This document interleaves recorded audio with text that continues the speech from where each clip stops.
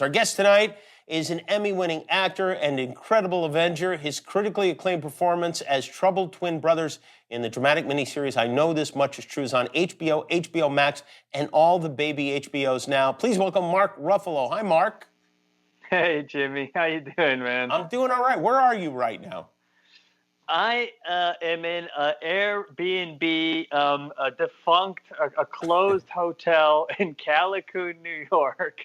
And I'm here because our internet sucks. How can we not have internet in rural New York at this point? So I'm here because the internet works here way better than it does on my dial-up in upstate New York, 2 hours from the greatest technologically advanced city in the world. Don't tell me is it really a dial-up? It would be if it wasn't for our satellite dish, where each byte of information has to travel 5,000 miles until it gets back and forth to where I want it to be. I have to tell you, I think it makes me feel good that you have crappy Wi-Fi. I think it probably will make a lot of people feel good. Yes, eat it up. So wait, do your kids not have Wi-Fi for like going to Zoom school? Are they doing that? We have some hotspots, and it's barely, and each kid has to have their own hotspot because they barely get enough bandwidth to do their homeschooling, and they come here sometimes to do it. But really, wow. So do they know if they graduated? Maybe they don't. Maybe it's uncertain. I think it would be better if they didn't graduate, because it was such a sad experience for them to graduate over an iPad and a computer. It was, man, I'm feeling for these kids, man. It's not fair. Have you been part of any of these drive-by birthday parties or graduations or anything like that, where it's just like people go by and they're like, oh, there go my friends. Yeah, it just seems more upsetting than fun to me. Yeah, I mean, we're trying to get creative here, Jimmy. By the way, speaking of creative, I know you've been getting a lot of great reviews for your HBO miniseries, but I wanted to just tell you that my father, Jim Kimmel, he specifically texted me because he wanted you to know that my mother and he think you're fantastic. And I watched the show too, and he is right on this one. You are fantastic. It really is. Oh, man. I mean, it's something else. I watched this in wonder. I mean, how did you do this? You're playing two characters. One of them is quite a bit heavier than the other character. Did you go back and shoot everything in chunks, or how did it work? Yeah, we shot all of one character, Dominic, whose story it primarily is. I lost 20 pounds to Dominic. And then I took 6 weeks off and put 30 pounds on to play his twin brother who's living with schizophrenia. And then we shot that. So some scenes were 4 months apart between shooting them. And then so you just listen to the audio track, or is there someone that stands in? We had this amazing actor who's a friend of Derek's, Ian Francis, our incredible director.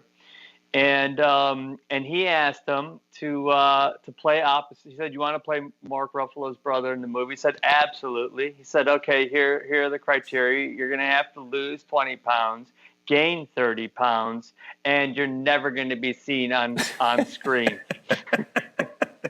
That's terrible. Why did he make him do the weight thing? Just to torture? You know what? He actually because they were going to there's some scenes where it's actually his body, and my face has been put on it. It's not fair. But I have to say, Jimmy, his name's Gabe Fazio, and this guy, he was so great and he was so committed. And the reason that it worked so well is because of him. Could you win 2 Emmys for this? Because you are playing 2 roles. You could technically run against yourself, couldn't you? Knowing me, I would get Ruffaloed and I'd cancel myself out and lose both categories.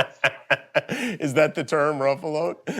Yeah, That's the term my friends have come up with. Well, that's some miniseries. I'm not going to give anything away, but it is well worth checking out. Also, Mark, you know, each night I'm making a donation to charity, and you chose Push Buffalo. That's right. Is that because it rhymes with Ruffalo, or why did you choose Push Buffalo? You know, you know a little bit about the Solutions Project, which is that Yes. is climate change. Well, part of what we do is basically re-grant money to frontline communities. And about 2 years ago, we decided that 80% of the money we would give to these frontline communities would be to organizations led by women of color.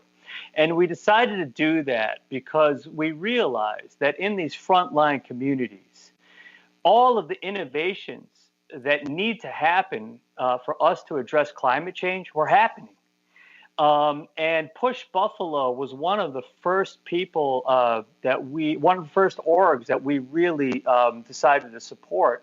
And what they're doing in Buffalo is just transformational. They've taken that post-industrial town full of brownfields that have been polluted by industrial pollution, and created this vibrant community of community solar, community housing, low-income housing, green energy and clean energy jobs, and whole food systems that they have revitalized these brownfields, and are growing food there now.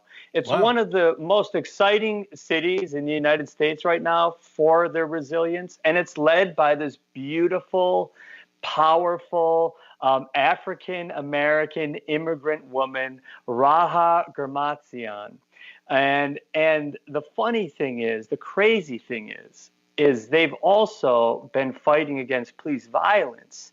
And Marty, the guy who was shoved by the police in Buffalo, he's one of our Push Buffalo members. Wow.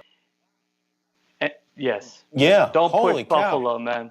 Wow. And so this is how we partner with this group of people to give them the power to lead us and to bring them into the conversations that we're having on how to make this world more equitable, fairer, more just, and cleaner. Well, Mark is always up to something good. Go to pushbuffalo.org to learn more. Thank you so much, Mark. Always a pleasure to chat with you. Mark Ruffalo, everybody. We'll be right back with our healthcare hero of the week and a surprise NBA superstar, too.